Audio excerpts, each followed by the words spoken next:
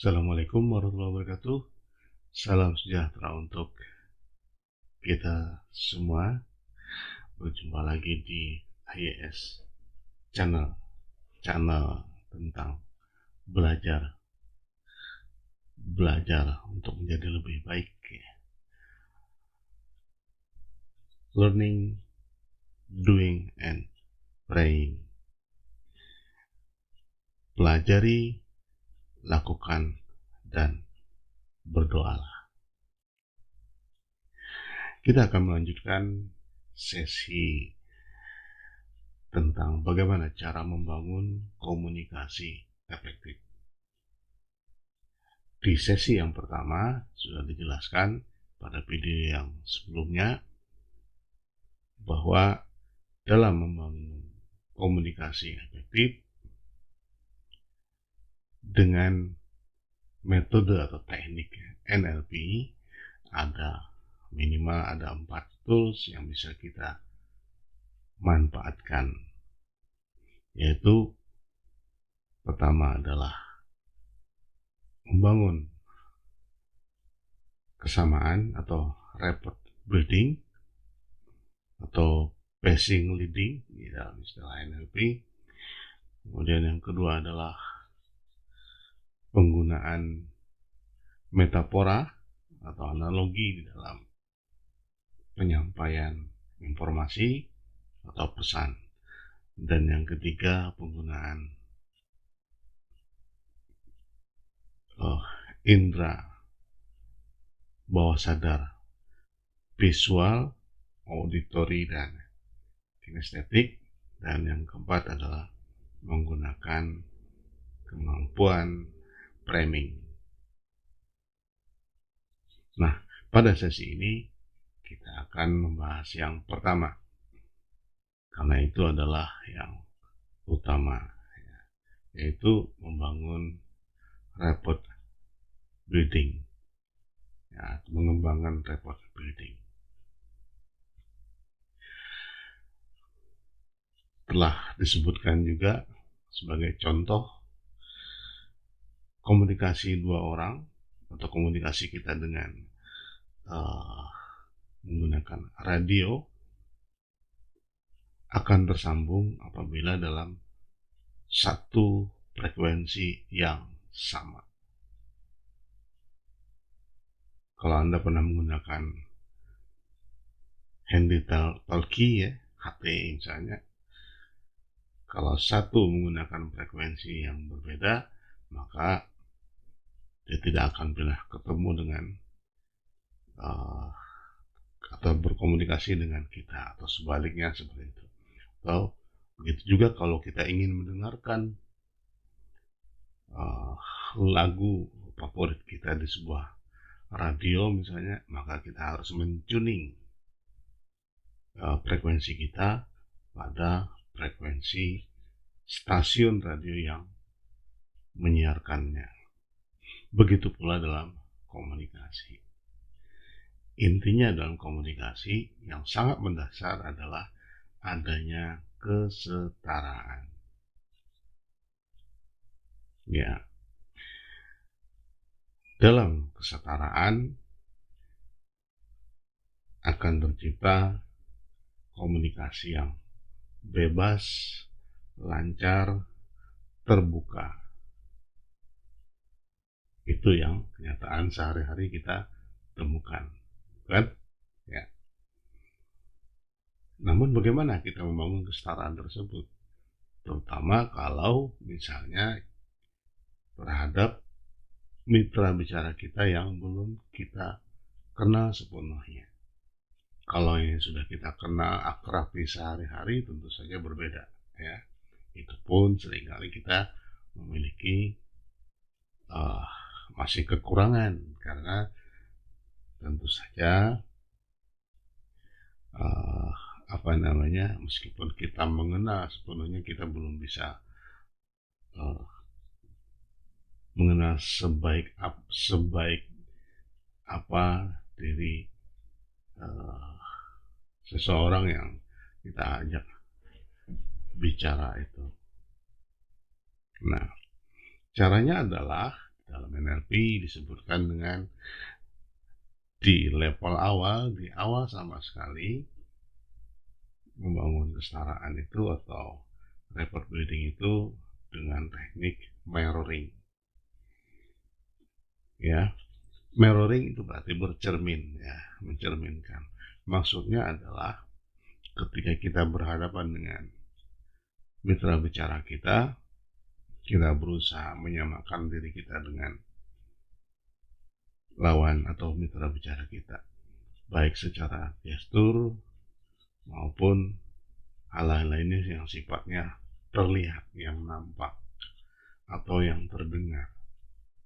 Ya, misalnya ketika kita berbicara dengan seseorang, sementara orang tersebut sedang berdiri, kita sedang duduk seperti ini, maka itu posisinya tidak setara. Oleh karena itu, seharusnya kita persilahkan orang yang bersangkutan untuk duduk, sehingga kita sering menyebut namanya duduk bersama. Itulah kesetaraan yang paling sederhana. Lebih jauh lagi, apabila lawan atau mitra bicara kita misalnya duduknya lebih cenderung menyandar seperti ini, maka seperti yang dikatakan tadi, kita harus mirroring, kita juga harus ikut menyandarnya, ya. Dan ada banyak lagi yang harus kita lakukan dengan menggunakan mirroring. Ini akan mengirim sinyal ke bawah sadar mitra bicara kita bahwa seolah-olah dia melihat ada kesamaan antara dirinya dengan kita. Ya. Dan yang perlu kita catat di sini adalah kesetaraan itu timbul ada di dalam diri orang yang kita ajak bicara. Bukan kita yang menyatakan kesetaraan, tapi yang bersangkutanlah yang mendeklarasikannya di dalam hatinya, dalam perasaannya. Oleh karena itu, yang berusaha menyetarakan itu adalah kita. Bukan kita yang harus membuat orang menyetarakan diri. Ini kuncinya. Ya. Jadi kitalah yang harus berupaya menyesuaikan diri. Nah, ketika kesetaraan sudah berlanjut, maka pembicaraan akan mulai lancar. Ya. Nah, lancar pembicaraan itu juga ada kuncinya lagi, yaitu pertama adanya respon, yang kedua adalah respect, dan yang ketiga adalah trust atau kepercayaan. Ketika mitra bicara kita sedang menyampaikan pembicaraan, menyampaikan pendapat misalnya, maka kelancaran atau kebebasan pembicaraan atau komunikasi selanjutnya itu akan tergantung pada kita, bagaimana kita merespon pendapat yang bersangkutan. Ya, misalnya ketika lawan kita sedang berbicara, maka kita harus meresponnya, tidak mendiamkannya, tidak berpura-pura mendengarkan. Karena dengan begitu, dia akan merasa tidak diperhatikan, tidak merasa dihargai, tidak ada muncul rasa respeknya. Kalau respek itu hilang, rasa respek itu hilang di dalam dirinya, maka akan muncul ketidakpercayaan. Oleh karena itu, dalam berkomunikasi dengan seseorang, kita harus menjaga respon kita terhadap pembicaraannya. Bagaimana caranya? Nah, dalam merespon pembicaraan seseorang, kita tidak boleh juga memutus langsung. Misalnya, ketika belum selesai membicarakan langsung, walaupun pernyataan kita positif. Oh misalnya, "Oh ya saya setuju yang Anda maksudkan," gitu. Padahal yang bersangkutan belum selesai. Itu bukan respon yang baik. Yang dimaksud respon di sini adalah kita sampaikan dengan cara bahasa tubuh kita, dengan anggukan, dengan tatapan mata yang wajar, yang mengandung empati misalnya, friendly atau bersahabat, ya. Jadi jaga tetap pandangan mata, kemudian bahasa tubuh yang menyatakan uh, bahwa diri kita mendengarkan dan setuju atau merespon dengan baik apa yang dia sampaikan, tidak dengan kata-kata respon tadi.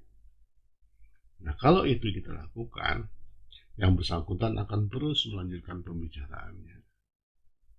Kenapa? Karena dengan respon tersebut, dia mulai merasa diberi respect, dihargai. Dan cara kita menghargainya adalah dengan cara merespon dengan baik tadi itu. Ketika respon dan respect itu kita bisa pertahankan di dalam pembicaraan, maka muncullah trust, muncullah kepercayaan dari yang bersangkutan terhadap kita. Nah, sampai di situ kita melakukan mirroring dengan menciptakan kesetaraan dari itu, kemudian kita lanjutkan terus dengan merespon dan memberikan respect terhadap mitra bicara kita, maka mitra bicara kita dalam hatinya, dalam bawah sadarnya akan segera akan siap menerima apa yang akan kita sampaikan sebagai komunikator. Apa yang kita sampaikan? Ya sesuai dengan keinginan kita.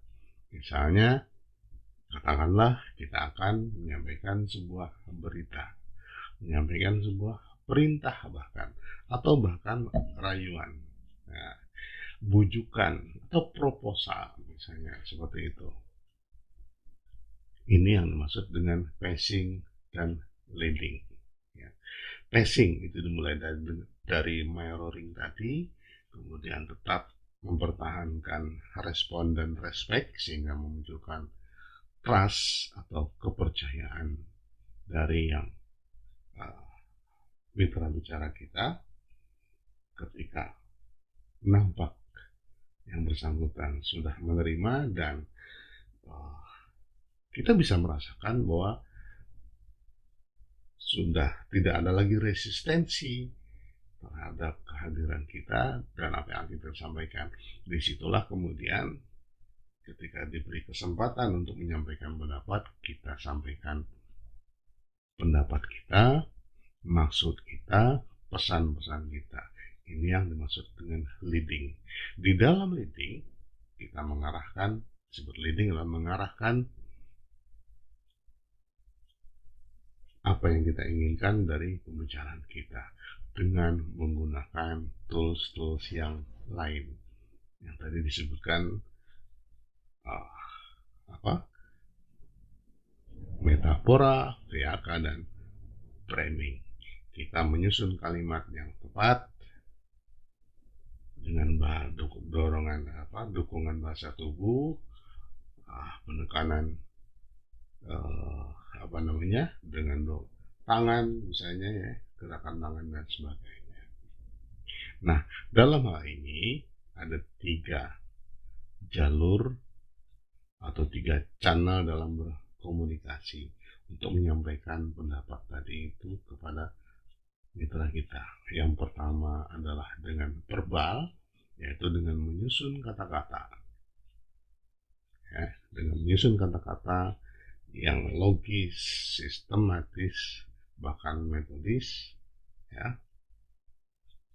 Dan yang kedua dengan vokal, artinya kita harus mengolah suara kita, pembicaraan kita dengan nada bicara kita yang tepat, sesuai dengan isi atau konten verbal yang kita susun tadi.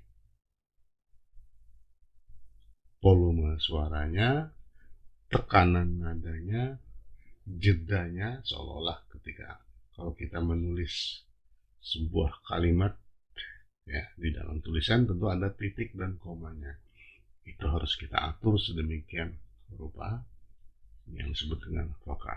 Dan yang ketiga adalah dengan visual. Ketiga-tiga harus dilakukan. Visual, ketika kita berbicara dengan dua orang, tentu saja visualisasinya sangat terbatas. Ya, artinya yang paling dominan visualisasi adalah apa yang terlihat dari ujung kepala sampai ke ujung kaki kita. Inilah yang visualisasinya yang bisa kita manfaatkan, yaitu dengan bahasa tubuh kita. Yang kita sebutkan tadi, ketika kita menyampaikan komunikasi, kita gunakan dengan bahasa tubuh yang tepat. Ya, jadi gunakan verbal, gunakan vokal yang tepat, dan visualisasi. Kalau kita berbicara di depan publik sebagai penceramah, maka misalnya visualisasi kita harus lebih luas. Misalnya dengan menggunakan alat-alat visual, audio visual, ya. Nah ini terkait dengan 3 tools lainnya. Nah, di tools yang pertama tadi adalah dalam rangka membangun kesetaraan tadi, kita melakukan mirroring, matching, dan leading. Ya, dan dalam leading nanti kita harus menggunakan 3 tools lainnya yang nanti akan kita bicarakan pada sesi berikutnya. Ya, nah, jadi pada dasarnya kita juga sudah membuktikan bahwa dalam keseharian kita komunikasi itu akan lancar, bebas, tersambung apabila di antara para pembicara terdapat kesetaraan. Dan kesetaraan ini akan terus terjaga dan meminimalkan resistensi apabila ada kepercayaan, ada respon dan respect yang muncul dari diri kita. Jadi harus dimulai dari diri kita, karena kita yang akan mengarahkan.